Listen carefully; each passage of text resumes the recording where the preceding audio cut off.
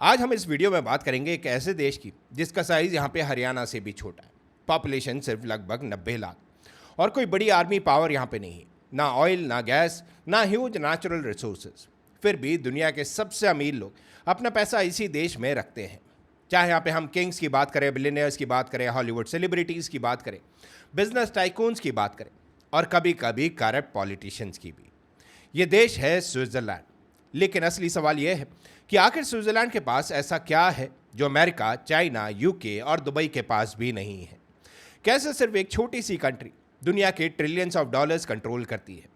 और क्या स्विट्जरलैंड सिर्फ ब्यूटीफुल माउंटेन्स और चॉकलेट का देश है या दुनिया का सबसे पावरफुल फाइनेंशियल फोर्ट्रेस। आज हम स्विट्जरलैंड का वो सीक्रेट जानेंगे जो दुनिया की इकोनॉमी को साइलेंटली इन्फ्लुएंस करता है। यूरोप के बीचों बीच में बसा हुआ स्विट्जरलैंड, एरिया सिर्फ अराउंड 41,000 स्क्वायर किलोमीटर। कंपेयर करो, इंडिया का राजस्थान ही स्विट्जरलैंड से लगभग 8 गुना बड़ा है। और फिर भी ग्लोबल फाइनेंस की बात हो, गोल्ड ट्रेडिंग की बात हो, प्राइवेट बैंकिंग की बात हो, लग्जरी वेल्थ की बात हो, इंटरनेशनल ऑर्गेनाइजेशंस की बात हो या डिप्लोमेसी की, हर जगह स्विट्जरलैंड का नाम टॉप पर मिलता है। लेकिन ये सब ओवरनाइट नहीं हुआ। इसके पीछे है हंड्रेड्स ऑफ ईयर्स की प्लानिंग। स्विट्जरलैंड की सबसे बड़ी स्ट्रेंथ उनकी न्यूट्रलिटी है। न्यूट्रल मतलब जब दुनिया लड़ रही होती है, स्विट्जरलैंड साइड नहीं लेता। 1815 के बाद यूरोपियन पावर्स ने ऑफिशियली स्विट्जरलैंड को परमानेंटली न्यूट्रल कंट्री डिक्लेयर कर दिया था। और यहाँ पे फिर आया world war 1, world war 2, cold war और आज के रशिया यूक्रेन जैसे कॉन्फ्लिक्ट्स। बट यहाँ पे हर बार स्विट्जरलैंड ने मैक्सिमम पॉसिबल न्यूट्रलिटी मेंटेन करने की कोशिश की। एंड शायद इसी वजह से दुनिया के लीडर्स, डिप्लोमैट्स, इंटरनेशनल ऑर्गेनाइजेशंस सब स्विट्जरलैंड को ट्रस्ट करने लगे। यहीं पर पीस टॉक्स हुई, यहीं पर ग्लोबल नेगोशिएशंस हुए और धीरे धीरे स्विट्जरलैंड सिर्फ एक कंट्री नहीं, एक ट्रस्टेड प्लेटफॉर्म यहाँ पे बन गया। एंड फाइनेंस में सबसे वैल्यूएबल चीज़ क्या होती है?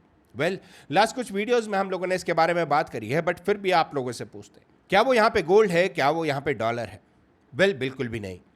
सबसे वैल्यूएबल चीज़ जो फाइनेंस में होती है वो होती है ट्रस्ट। अगर लोगों को लगता है कि उनका पैसा सेफ है तो वो दुनिया के किसी भी कोने से उस कंट्री में पैसा भेज देंगे। और स्विट्जरलैंड ने एग्जैक्टली यही किया। उन्होंने दुनिया को सिक्योरिटी बेची, उन्होंने प्रिवेसी बेची और सबसे इंपॉर्टेंट, उन्होंने यहाँ पे कॉन्फिडेंस बेचा। अब इमेजिन करो आप दुनिया के सबसे अमीर इंसान हो, आपके पास बिलियंस ऑफ डॉलर्स है। क्वेश्चन ये नहीं है कि पैसा कैसे कमाना है, क्वेश्चन है उसे कहाँ सेफ रखना है। अगर आपके कंट्री में पॉलिटिकल इंस्टेबिलिटी आ जाए, गवर्नमेंट यहाँ पे चेंज हो जाए, वॉर हो जाए या करेंसी क्रैश हो जाए, तो आप क्या करोगे? इसी प्रॉब्लम का सॉल्यूशन स्विट्जरलैंड ने यहाँ पे प्रोवाइड करा पूरी दुनिया को। यहाँ के बैंक्स ने एक प्रॉमिस किया, हम तुम्हारे एसेट को प्रोटेक्ट करेंगे, हम अननेसेसरी इंफॉर्मेशन यहाँ पे रिवील नहीं करेंगे और हम पॉलिटिकल प्रेशर से जितना पॉसिबल हो सके इंडिपेंडेंट रहेंगे। एंड शायद इसी वजह से धीरे धीरे यूरोप के रॉयल फैमिलीज, मिडिल ईस्ट के वेल्दी फैमिली, सक्सेसफुल एंटरप्रेन्योर्स सब स्विट्जरलैंड की तरफ अट्रैक्ट होने लगे। लेकिन स्विट्जरलैंड की कहानी सिर्फ बैंक्स तक लिमिटेड नहीं है। असली पावर तो उस वेल्थ में है जो दुनिया को कभी दिखाई ही नहीं देती। और जब आप जानोगे कि स्विट्जरलैंड के वॉल्ट्स के अंदर कितना गोल्ड और कितने हिडन वेल्थ सर्कुलेट करती हैं, तो आप समझ जाओगे कि दुनिया का फाइनेंशियल पावर मैप वैसा बिल्कुल नहीं है जैसा स्कूल की बुक्स में यहाँ पे दिखाया जाता है। स्विट्जरलैंड की असली सुपर पावर उनकी आर्मी नहीं, उनकी इकॉनमी भी नहीं, बल्कि उनके बैंक्स हैं। आज अगर दुनिया का कोई billionaire, royal family, successful entrepreneur या मल्टीनेशनल कंपनी अपनी वेल्थ को सिक्योर रखना चाहे तो स्विट्जरलैंड अब भी उनके टॉप फाइनेंशियल डेस्टिनेशन में से एक माना जाता है। लेकिन यह रेपुटेशन बनी कैसे? एंड इसके जवाब के लिए हम ले जाते हैं आपको 1934 में। Swiss banking law. इस लॉ ने बैंक एम्प्लॉयज़ के लिए कस्टमर इंफॉर्मेशन को अनऑथराइज तरीके से डिस्क्लोज करना एक सीरियस क्रिमिनल ऑफेंस बना दिया था। सिंपल लैंग्वेज में अगर हम लोग बात करें, अगर किसी बैंक एम्प्लॉय ने बिना लीगल अथॉरिटी के कस्टमर की फाइनेंशियल इंफॉर्मेशन लीक की तो उसके लिए सख्त लीगल कॉन्सिक्वेंसेस हो सकते थे। हाँ, इसी वजह से स्विस बैंक्स की इमेज बनी the world's most private bank. लेकिन एक बात समझना यहाँ पे ज़रूरी है, मूवीज़ में जैसा दिखाया जाता है कि कोई भी क्रिमिनल बस सूटकेस लेकर स्विट्जरलैंड पहुँच गया और अनोनिमस अकाउंट खोल लिया, रियल लाइफ इतनी सिंपल नहीं थी और आज तो बिल्कुल भी नहीं है। आज स्विस बैंक को anti money laundering rules, identity verification और इंटरनेशनल रेगुलेशंस फॉलो करने पड़ते हैं। प्रिवेसी और सिक्योरिटी एक ही चीज नहीं होती। एंड यहीं पे हम आते हैं एक इंटरेस्टिंग क्वेश्चन में कि बैंक एक्चुअली बेचता क्या है। क्या वो मनी बेचता है, लोन्स बेचता है, वो इन्वेस्टमेंट बेचता है? वेल, बिल्कुल हाँ।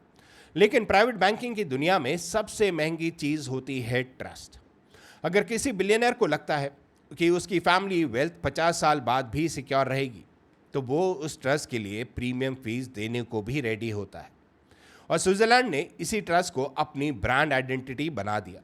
डेकेड्स तक political stability, strong legal system, low inflation, reliable institutions और लॉन्ग टर्म पॉलिसी कंसिस्टेंसी, इन सब ने मिलकर स्विट्जरलैंड को दुनिया के सबसे ट्रस्टेड फाइनेंशियल हब्स में कन्वर्ट कर दिया।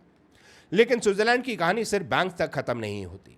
असली सरप्राइज तो अब शुरू होता है। क्या आप जानते हो, दुनिया के बहुत बड़े हिस्से का रिफाइंड गोल्ड स्विट्जरलैंड से होकर गुजरता है हर साल। Africa, Australia, Canada, south America और कई दूसरे रीजन से निकला रॉ गोल्ड स्विस रिफाइनरीज में रिफाइन होता है।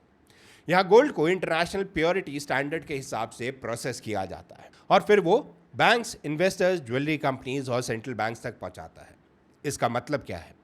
चाहे गोल्ड माइन स्विट्जरलैंड में ना हो, फिर भी ग्लोबल गोल्ड सप्लाई चेन में उसकी पोजीशन बहुत इंपॉर्टेंट है। जब दुनिया अनसर्टेनिटी से गुजरती है, वॉर हो गया, इन्फ्लेशन हो गया, फाइनेंशियल क्राइसिस हो गया, तब लोग अक्सर गोल्ड को सेफ एसेट के रूप में देखते हैं। और इसी इकोसिस्टम का एक सबसे इंपॉर्टेंट हिस्सा स्विट्जरलैंड है।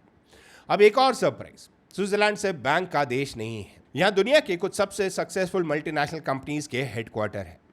फार्मास्यूटिकल कंपनीज हो गई, फूड कंपनीज हो गई, लग्जरी वॉच ब्रांड्स हो गए, इंजीनियरिंग फर्म्स हो गए, कमोडिटी ट्रेडिंग बिजनेसेस हो गए और हाई एंड मैन्युफैक्चरिंग।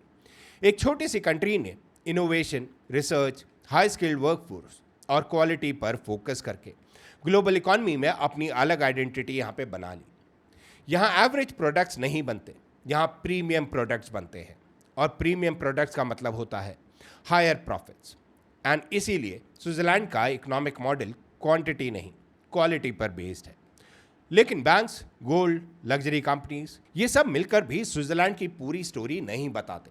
एक और वजह है जिसकी वजह से दुनिया के सबसे पावरफुल लोग हर साल इस छोटे से देश में मिलते हैं। यही डिसीजंस होते हैं जो ग्लोबल बिजनेस, ट्रेड और कभी कभी जियोपॉलिटिक्स को भी इन्फ्लुएंस कर देते हैं। कैसे सिर्फ 90 लाख लोगों का देश दुनिया के सबसे इन्फ्लुएंशियल मीटिंग प्लेस में बदल गया। और क्या स्विट्जरलैंड की पावर फ्यूचर में बढ़ेगी या डिजिटल फाइनेंस और चेंजिंग जियोपॉलिटिक्स उसके मॉडल को चैलेंज करेगा? इसी का जवाब मिलेगा। अगर मैं आपसे पूछूं दुनिया का सबसे इंपॉर्टेंट डिसीजन कहाँ पे लिया जाता है, क्या वो वॉशिंगटन है, बीजिंग है, लंदन है? शायद हो सकता है इनमें से कोई जगह। लेकिन एक और जगह है जहां दुनिया के सबसे पावरफुल लोग हर साल मिलते हैं, वो है स्विट्जरलैंड, जिनेवा और डेवोस। ये सिर्फ टूरिस्ट डेस्टिनेशन नहीं है, ये ग्लोबल डिप्लोमेसी और इंटरनेशनल डायलॉग के मेजर सेंटर्स हैं।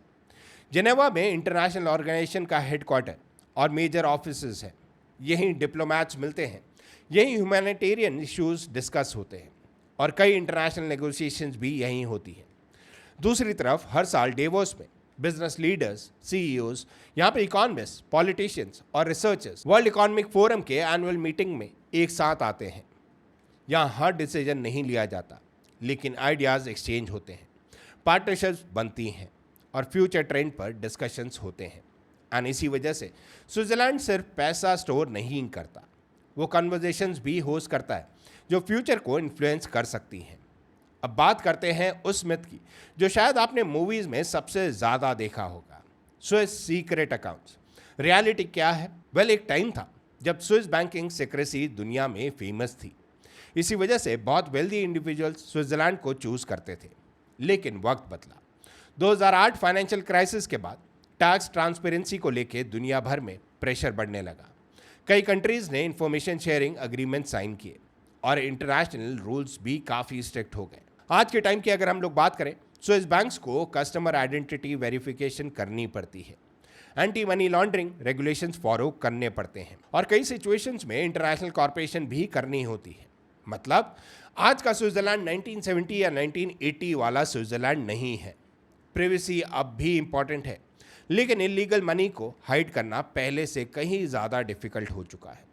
तो अगर बैंकिंग सिक्रेसी पहले जैसी नहीं रही, तो स्विट्जरलैंड आज भी इतना सक्सेसफुल क्यों है? आंसर सिर्फ एक वर्ड में मैं आपको दूंगा, एंड वो आंसर है क्वालिटी।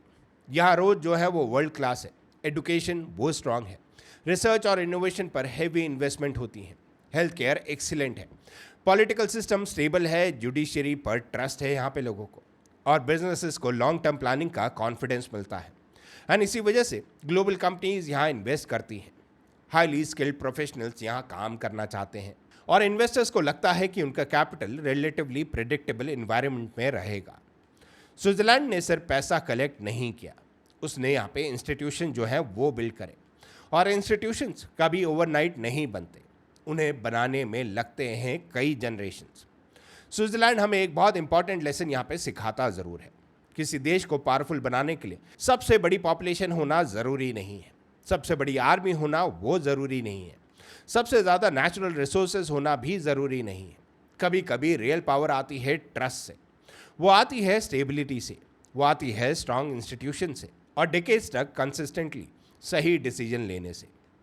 तो अगली बार जब आप स्विट्जरलैंड का नाम सुनोगे तो शायद आपके दिमाग में सिर्फ चॉकलेट, लग्जरी वॉचेस या स्नो कवर्ड माउंटेन्स नहीं आएंगे। आपको याद आएगा कि इसी छोटे से देश ने ट्रस्ट को अपनी सबसे बड़ी करेंसी यहाँ पे बना दिया, और शायद इसीलिए दुनिया के सबसे पावरफुल लोग आज भी इस छोटे से देश की तरफ देखते हैं। लेकिन ये सिर्फ स्विट्जरलैंड की कहानी नहीं है, ये उस रूल की कहानी है जो हर सक्सेसफुल नेशन फॉलो करता है।